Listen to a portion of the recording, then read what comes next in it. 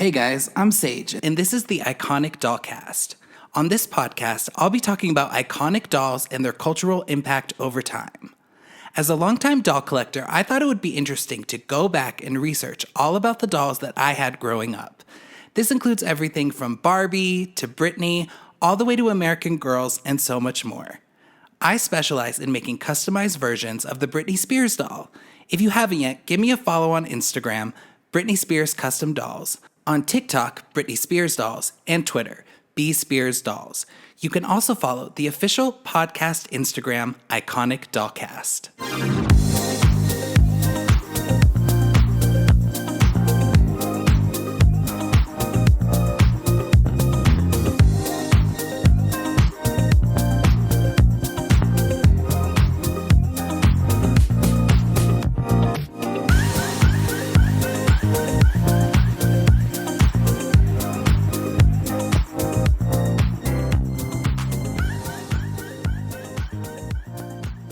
Hello everyone, it's me, Sage. Welcome to the Iconic Dollcast. Today we are getting into Barbie. Again, thank you guys so much for listening. I hope you're enjoying this. Barbie thus far has been the most difficult doll line to research, not because there isn't a ton of information about her out there. There's actually just so much information about her. I had to really pick and choose what I was going to discuss. You know, this whole podcasting thing is way more difficult than I thought it would be. It's really, first of all, it's so awkward just to sit and talk to myself, but I've really enjoyed talking with all my guests. And when I started getting into Barbie, I realized that this episode is probably going to be a little bit longer than the others just because there is so much background and history information on her.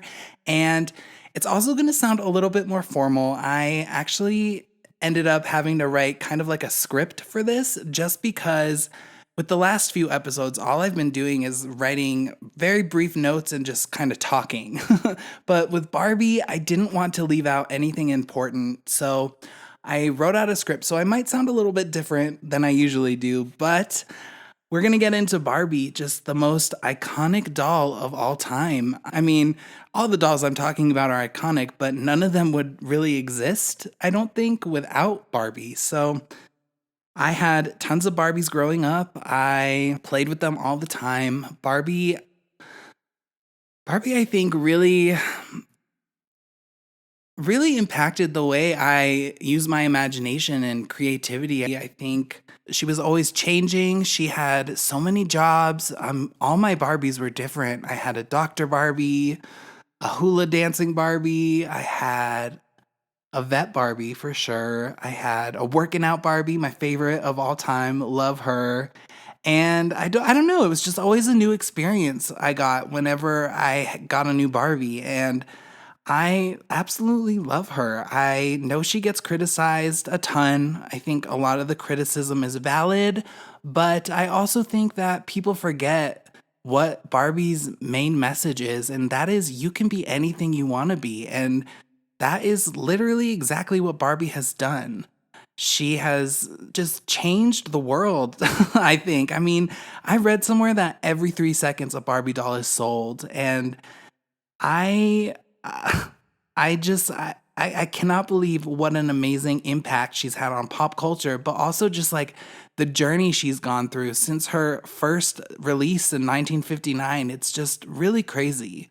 So we're going to get into this. And like I said, I apologize. I had to write this out. I wanted to make sure I got in all the good information. I'm also sorry. I probably forgot to include a lot of stuff. In the future, I might have to do some other, sub Barbie episodes. I also really want to get into Christie and African American dolls and how those are represented in our culture. But today, we're gonna go with Barbie, and I'm so excited for this.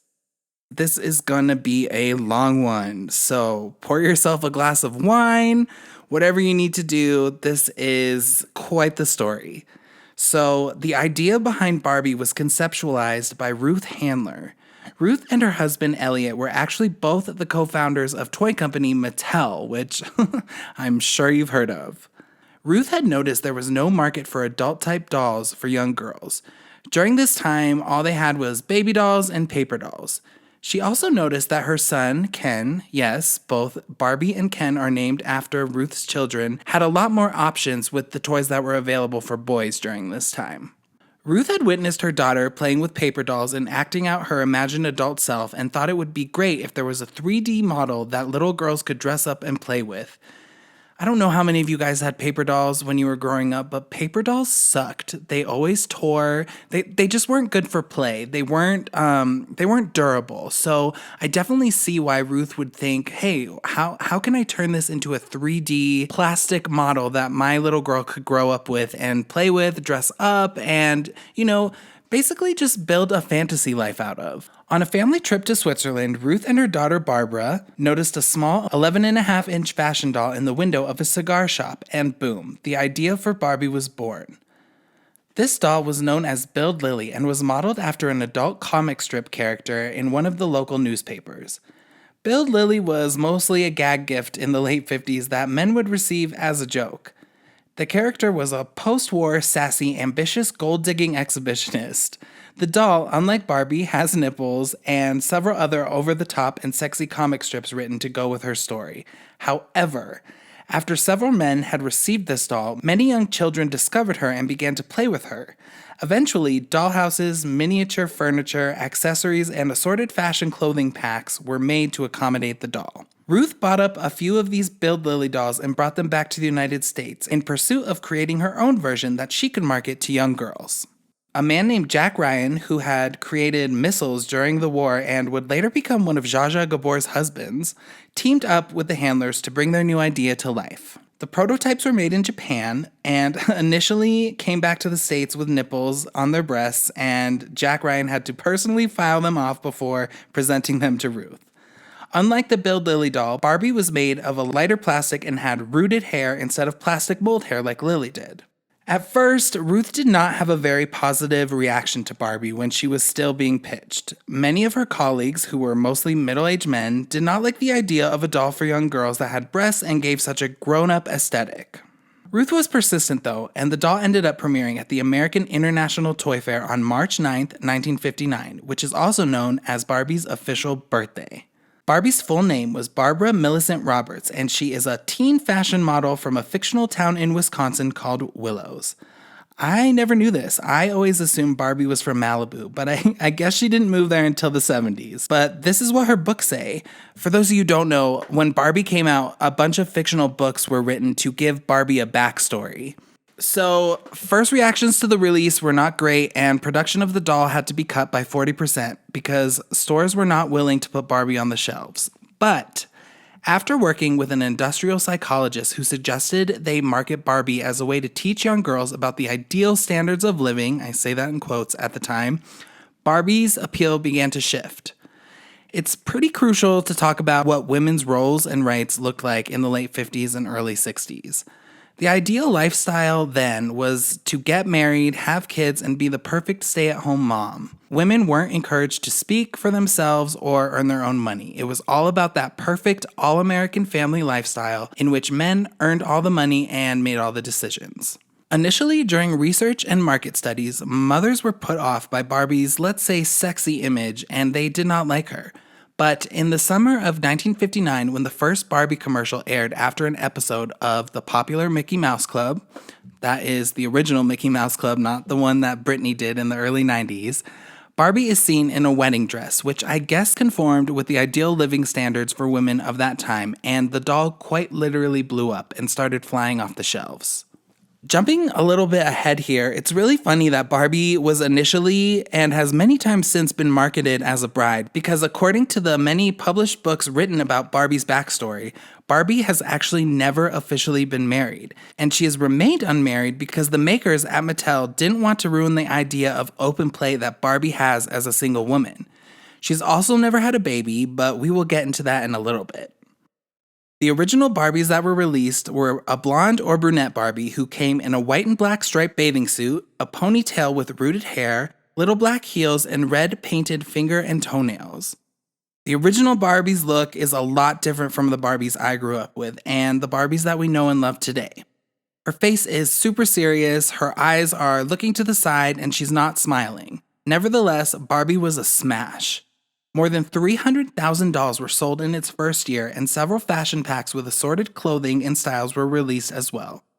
She originally retailed at $3, which is about $30 in today's money. That is actually really expensive. Today, you can get a Barbie for under $10 at Target easily.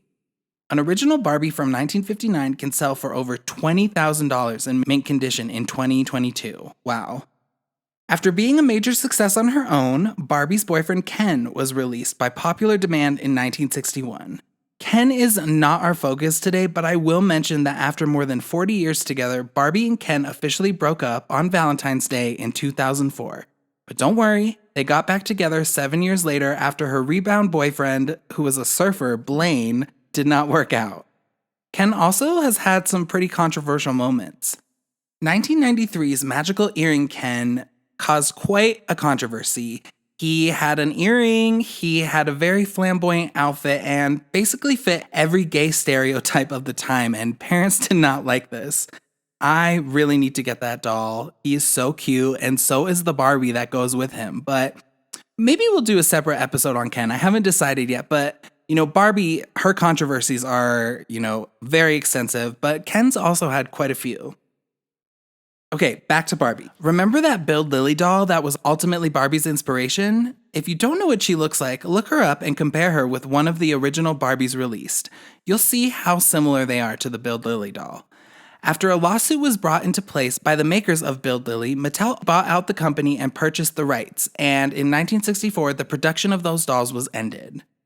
In 1963, Barbie's best friend Midge was released, and in 1964, we met her little sister Skipper. In 1967, the first ever doll modeled after a celebrity was the fashion icon Twiggy.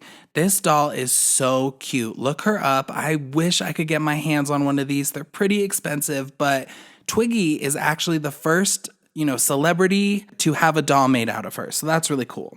I always thought it was Cher, but I was wrong. We're going to get into this a little bit later, but in 1967, the first African-American Barbie was released and came with tons of criticism. She was known as Colored Francie.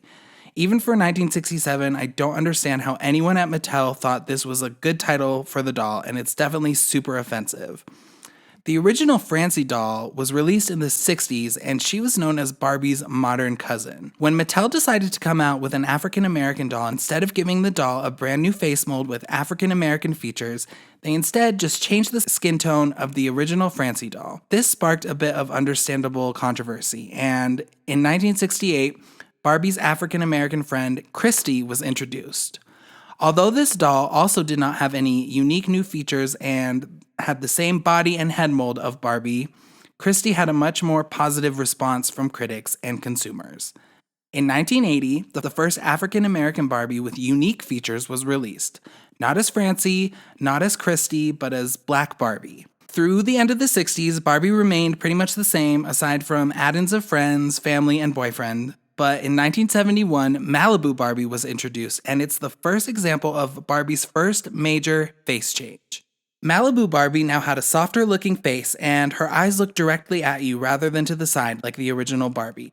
The 70s to me is really the beginning of the defining Barbie eras, which to me is the 70s, 80s, and early 90s. That is really when Barbie kind of found her space in pop culture. Obviously, Malibu Barbie is one of the best-known Barbies of all time, and then in 1977, Superstar Barbie came out, and she is so iconic. Superstar Barbie is the second big face change for Barbie. This is the year that they added a smile to Barbie's face. I'm so happy, and I'm so excited because they actually just re-released Superstar Barbie on Mattel Creations, which if you guys have never checked that out, you've got to. It's got tons of exclusive Barbie merchandise, and I am so excited to get mine. They mold everything just like they did with the original when they do their reproduction, so she looks exactly the same, and I cannot wait to get mine. She is absolutely stunning, and I really, really, really want the Superstar Christy doll, but she's like $300, and I just cannot afford that right now, but she's definitely on my list. It's one of the most drop-dead beautiful dolls I've ever seen. The 70s is when Barbie started getting very empowering and socially and culturally relevant. In 1978, Ruth Handler, she is, the creator of Barbie, she was accused of accounting fraud and pled no contest and ended up being kind of outed from Mattel as well as her husband and also Jack Ryan. Although she was briefly brought back by Jill Berard in a more consulting type role in, I think it was like the 90s, her involvement was nowhere near what it was when she came up with Barbie, and sadly, after battling breast cancer more than once during her life, in 2002 she passed away from complications during a colon surgery. She was 85 years old. Co-creator Jack Ryan was also faced with several complications through his life. The deal he made with Mattel was very lucrative, and he became a very rich man, even after being outed from Mattel in the 70s. He unfortunately battled addiction, alcoholism, and after he had a stroke in the late 80s, he died due to suicide in 1991. I think I also mentioned he was once married to Zsa Zsa Gabor, which I did not know before researching this episode. Now we're going to move into the 80s, which also turned out quite a few of iconic and memorable Barbie lines. The most interesting to me is the Barbie and the Rockers line. This is actually a pretty petty move on Mattel's part, but basically since her inception, Barbie had been on top of the world and obviously took up a major part of the doll market in sales. She didn't have a whole ton of competition, but in 1986, toy company Hasbro decided they wanted to release a line of fashion dolls, and she was going to be a rock star and try to directly compete with Barbie. When someone leaked the information that she was going to be a rock star with a band and it was going to be called Gem and the Holograms, to Vice President of Mattel at the time, Judy Shacklefield, the Barbie team got to work and put together their own rock star Barbie. In 16 hours, the designer teams looked through hundreds of archives for every type of fabric and accessory that they had used on past releases, and instead of gathering new materials, they repurposed them for this new rock star Barbie. And Mattel was able to ship their rock star doll to stores before Hasbro could, and this ended up convincing the world that, once again, someone else copied Barbie, but really it was the other way around, and Barbie still came out on top. Some other honorable mentions from the 80s are the iconic Great Shape Barbie. You may recognize her if you look her up. She is the doll that they used to model Barbie in Toy Story 2 off of. And then there's Peaches and Cream Barbie in 1984. The Christie version of this doll is also super gorgeous. And then Day to Night Barbie was a big, innovative move. Day to Night Barbie was all about Barbie working in the corporate world. And this is a theme that Barbie has. She has done so many jobs.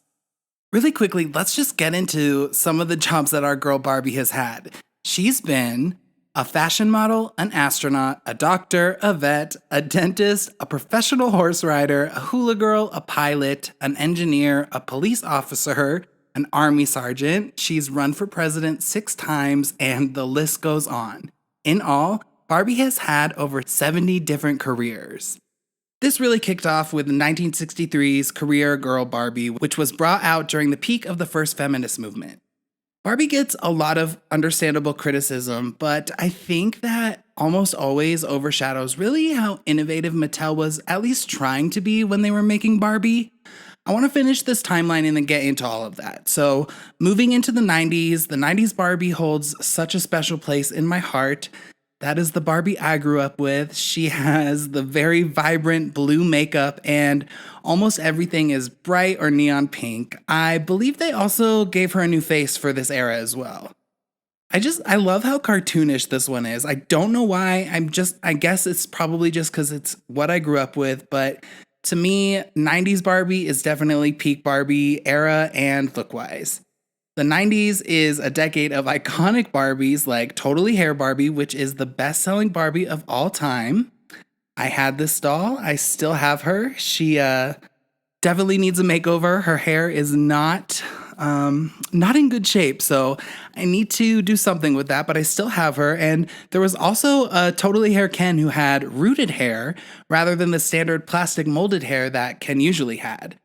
I also had, I had Hula Hair Barbie, Olympic Gymnastics Barbie, I had glitter hair Barbie. So glitter hair Barbie was actually my very first Barbie that I ever got. And I remember this so well. I got glitter hair Barbie and glitter hair Teresa. And they came with a little bottle of gel. And I just remember when I got those dolls, I used all the hair gel up from one of them in one day and was so upset about it because I totally forgot that the other doll also had the tube of hair gel, but fortunately I was way more conservative with the second bottle. But that is my earliest memory of Barbie. Glitter hair Barbie and Teresa. Those were my first Barbie dolls ever. Oh gosh, there were so many. My grandparents really never had a problem with me playing with dolls. I think mostly it's because it kept me busy, but I really agree with the stance that Barbie is so important, and people, who want to criticize her, I get it. There's a lot of problems with Barbie and the brand, but for me, she was just so important. I feel like Barbie taught me how to use my imagination and my creativity, and I remember like playing with them for hours when I was little. I was so just enamored with giving them storylines and like being their teacher or whatever. I don't know, but I just really feel like Barbie, for me at least, really was crucial in my development and learning how to use skills like imagination and creativity. So for me, she's so important. And like I said, I get all of her controversy, but sometimes I just wish people would sit back and look at the positive side for Barbie. I think that she can have a really positive impact on kids growing up. And I just think she's so important. I also had Working Out Barbie. I loved Working Out Barbie. I think she is my favorite Barbie of all time. She came with a little cassette that had a pop song on it that was literally a Barbie pop song. I love it. I still know all the words to this day. And recently I'm so excited. I rebought a bunch of dolls that I had when I was a kid that I either, lost over time or, she is well played with. So I needed a new one. So I recently just rebought the entire set of Working Out Barbies with Barbie, Christy, and Teresa. And I literally think I might have cried a little bit when they came. I was so excited to open them. I didn't keep them in the box. For those of you who have listened to past episodes, I talk about it quite a few times. I have no discipline when it comes to getting dolls. I love opening them, but it was such a nostalgic moment for me. I had so much fun opening them and listening to the cassette place. I literally went out to a thrift store to find a boombox that had a cassette tape player and bought one, and it didn't work. And then I bought another one and it didn't work again, but I figured out that there was just something jammed in it. I had cassettes when I was little, but it's been a very long time since I have, played one. So it was really exciting.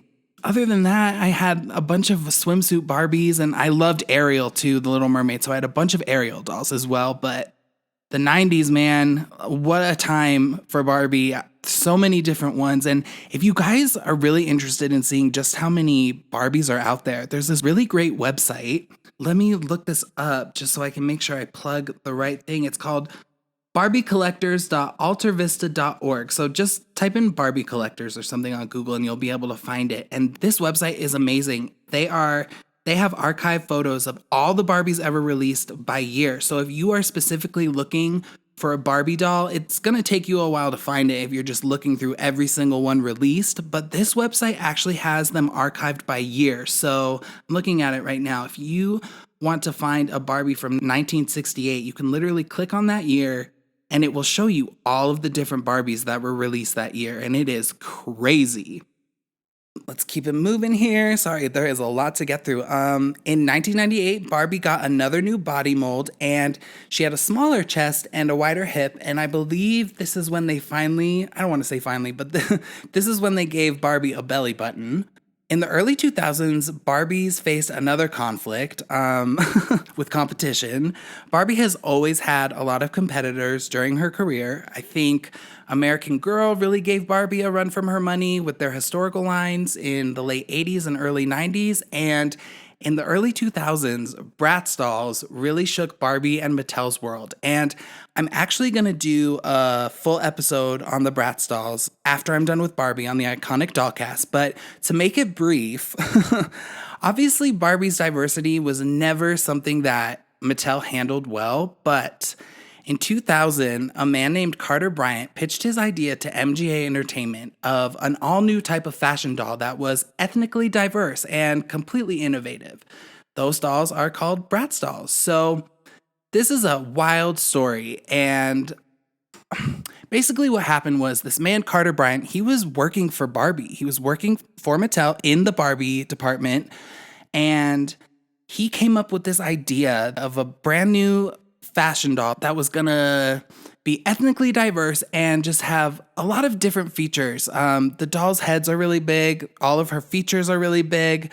Her feet detach from her body. So instead of putting, Barbie comes with a million shoes, you would have to switch the whole leg. And I remember not liking this feature of the Bratz dolls, but it makes a lot of sense because I'm sure less shoes are lost with this doll line. So, that's less money that parents have to spend on shoes. But anyway, Carter Bryant came up with this idea and he pitched it to MGA Entertainment, which was a competing company with Mattel. And this is obviously a conflict of interest. Carter Bryant and MGA later would claim that when he pitched his idea to MGA, he was on a break from Mattel, so he was like in between positions or something. I don't know. It's really confusing. So he pitches this idea to MGA. They put out the Bratz doll, and then they blow up. And that's because Bratz dolls are super unique. Barbie was struggling with diversity the entire time she's been out, but these Bratz dolls, they were so diverse and started selling intensely well. And Barbie was fully threatened. That's just what it is. But like I said earlier, I'm going to do an entire episode on Bratz dolls next. So look out for that. I want to get into more of the controversies with Barbie just because that is what we're here for. But tune in for the Bratz episode. It is insane.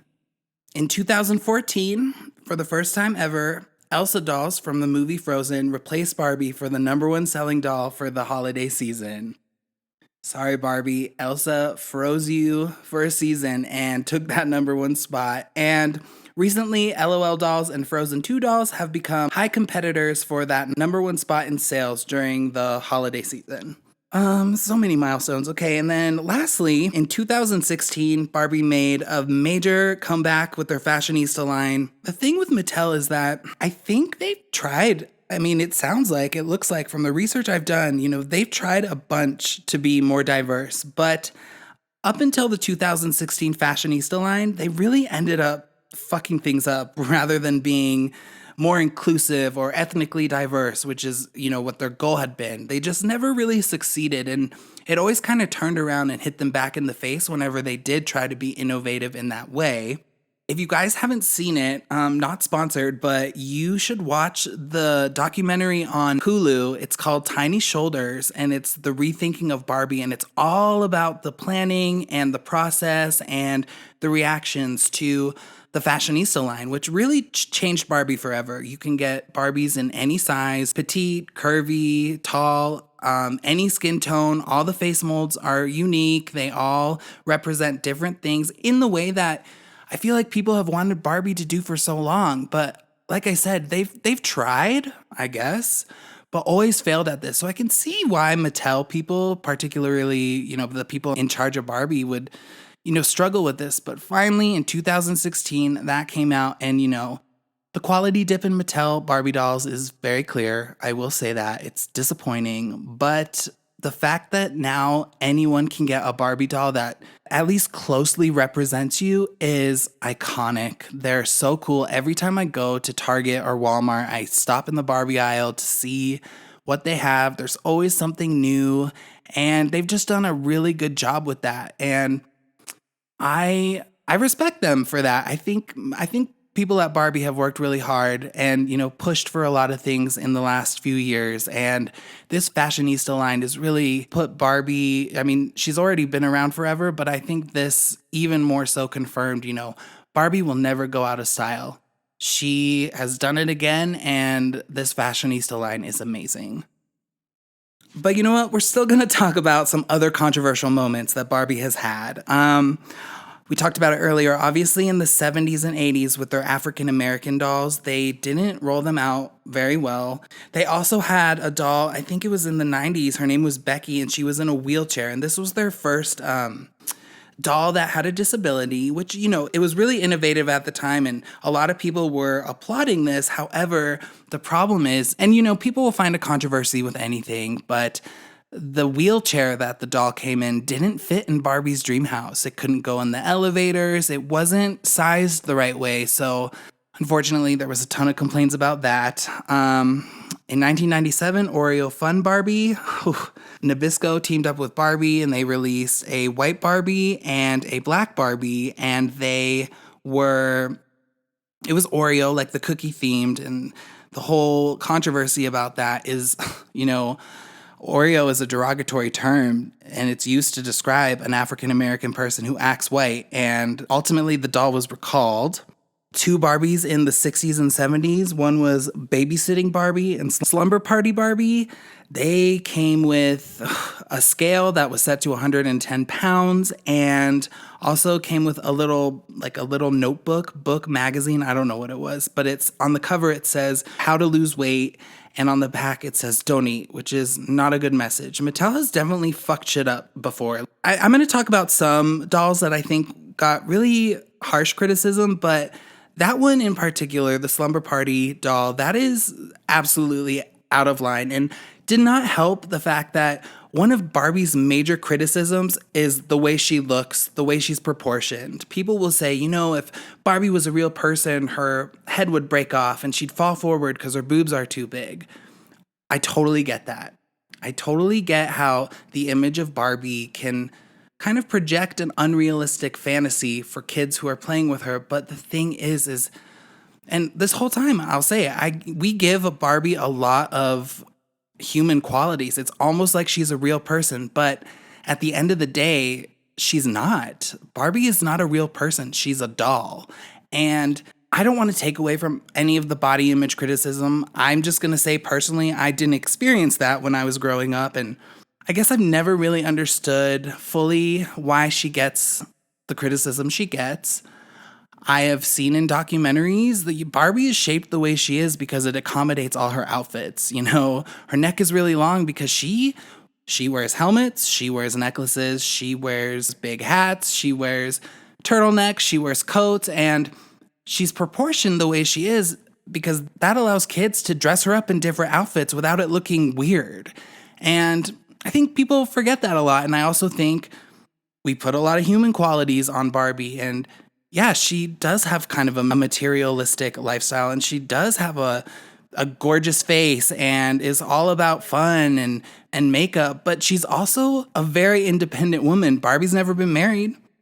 Barbie is not tied down. She's doing all these jobs because in her fantasy world, she wants to. And I think that's a really, really important message for young kids. Like, Barbie's whole thing is you can be anything you want to be, and she is definitely proof of that. And for me, I always looked up to Barbie when I was a kid. I thought it was really cool that this doll was so just multifaceted and had so many lives and did so many things. And I played so many different scenarios. Dr. Barbie, Army Barbie, fashion model Barbie. There's just so many different things that you can do with that. And people focus on the negative, unfortunately. But I do think that, some of her criticism is legit. But I also wish that people would look at the bigger picture and see, how positive Barbie's message actually is.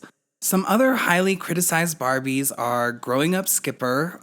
This is a great example of Mattel trying to be innovative, but failing miserably. Growing Up Skipper came out in the 70s, and this doll was obviously Barbie's younger sister. And when you twisted her arms, her waist extended, so she got taller, and her breasts grew.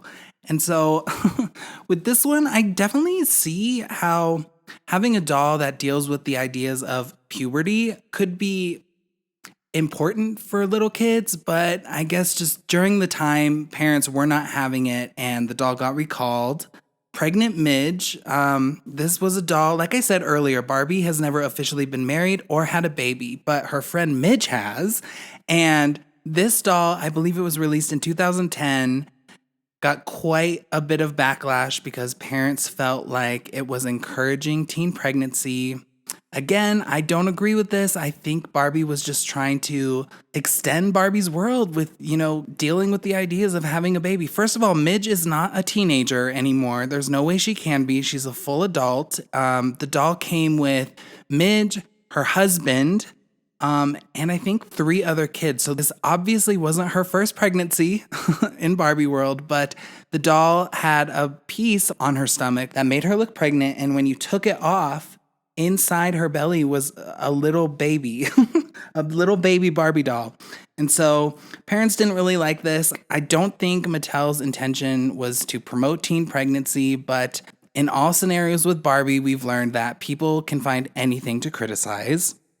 There was also Teen Talk Barbie. I think I had this one. This Barbie was controversial because it talked and it had several different phrases. So there was a bunch of different things that the doll could say, and all of the dolls had a different combination. So not all of them said the same thing, but one of the phrases happened to be, math class is so hard, or something, I hate math class, something like that. And parents didn't like that. They didn't like it, kind of promoted that stereotype that girls are bad at math and only boys can do that.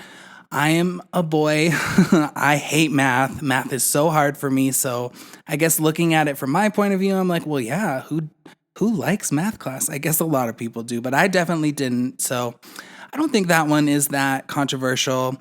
A weird one is in 2010, this Barbie came out with a video camera that was, I think it was on her chest, and kids could record, or maybe it was her stomach, I don't know.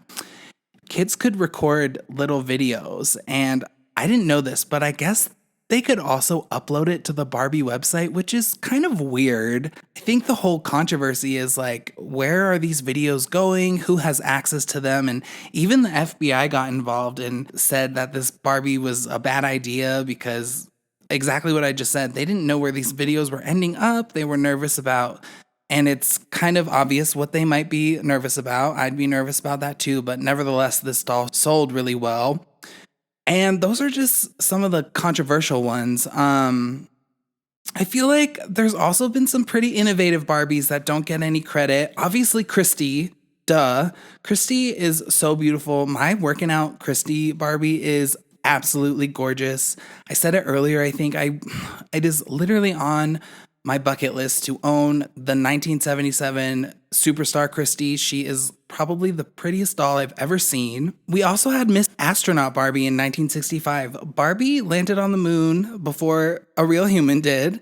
And I said earlier, 1963 Career Girl Barbie. That doll I really think led Barbie into the career diversity that she had. Barbie has run in almost every election since 1992. That's pretty cool. And then obviously we have the fashionistas, and they come in curvy, petite, and tall, and are extremely diverse.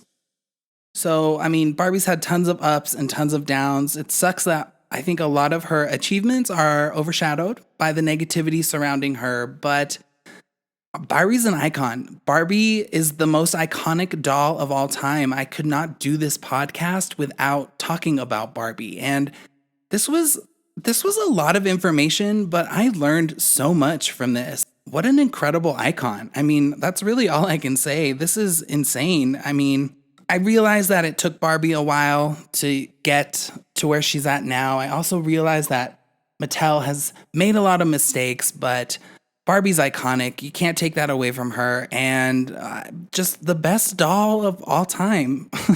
Except for the Britney Spears doll. Duh. All right, well, this is where I'm going to end things. I could probably talk about Barbie for hours, and if I don't stop now, I probably will. I'm thinking perhaps, my intention with this whole podcast was just to be a limited series, but in doing my research on all of this, I'm just realizing how much just amazing information and facts about dolls are out there. So I definitely could see myself diving into specific Barbie eras for future episodes, but we'll see. I've been talking for like an hour at this point. So Thank you guys who made it through this whole episode. I hope you learned something. I hope, this brought back your Barbie nostalgia. I hope I didn't offend anyone with my views. I am very positive about Barbie. I think she's great.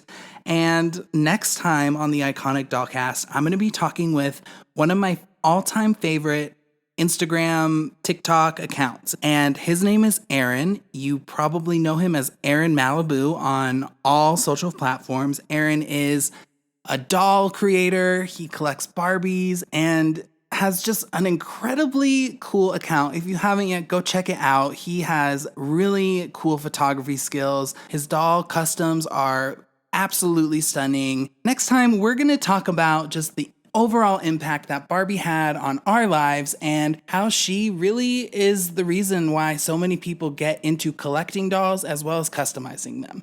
So tune in for that. Until then, if you guys are enjoying this podcast, please subscribe, leave me a 5-star review. That really helps. And you can follow me on Instagram, Britney Spears Custom Dolls, or Iconic Dollcast, TikTok, Britney Spears Dolls. And we will see you guys next time.